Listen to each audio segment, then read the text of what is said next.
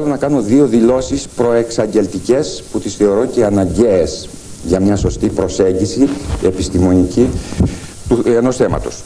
Η μία είναι ότι η μέθοδος που θα χρησιμοποιήσουμε για να επεξεργαστούμε το πρόβλημά μας έρχεται καθαρά από τις μεθόδους των θετικών επιστημών. Απευθύνομαι σε γιατρούς και ξέρετε τι σημαίνει μέθοδος θετικών επιστημών. Λαμπορατόριο. Εδώ δεν έχει επεξεγέλαση. Και έτσι και αλλιώς. Διότι αν το φάρμακο δεν είναι φάρμακο, θα είναι φαρμάκι. Θα είμαστε τόσο ακριβολόγοι σχετικά με τη μέθοδο, γιατί το θεωρώ πρώτης σπουδαιότητας, όχι μόνο για μια συζήτηση, για μια διάλεξη, για μια ομιλία, για μια διδασκαλία, αλλά και στις καθημερινές μας σχέσεις.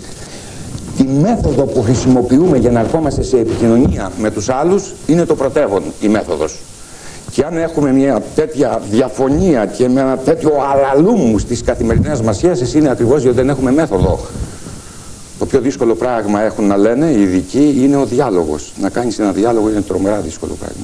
Συνήθως όταν κάνουμε διάλογο, ακούμε ο καθένας τη δική του φωνή. Δεν ακούμε τον άλλον. Κάνουμε δηλαδή δύο παράλληλους μονολόγους. Το ένα λοιπόν είναι αυτή η μέθοδος, η οποία θα λάβει στην ακραία της μορφή και τον πειραματικό χαρακτήρα.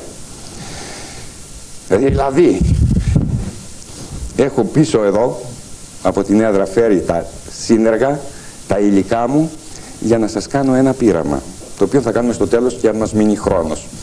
Παρακαλώ, εάν μου διαφύγει, μπορεί να πάρει ο Ιρμός και ο Συρμός και να το ξεχάσω, να μου το θυμίσετε. Θα αποδείξουμε με το πείραμα αυτό ότι εμένα που με βλέπετε αυτή τη στιγμή ζωντανό, όπως όλοι είμαστε ζωντανοί, ταυτοχρόνως είμαι και πεθαμένος. Είμαι νεκρός. Θεωρητικά μπορείς να το λες. Στην πράξη να το δεις. Είναι το πιο συγκλονιστικό πείραμα που έγινε στις φυσικές επιστήμες. Το περίφημο πείραμα του Σρέντιγκερ, που απέδειξε την αρχή της απροσδιοριστίας. Έχουμε τα υλικά για να το κάνουμε. Τονίζω λοιπόν ότι θα είμαστε πολύ πράγματι, πολύ ρεαλιστές και δεν θα φύγουμε σε νεφελοκοτιγίες πραγματευόμενοι το πρόβλημα.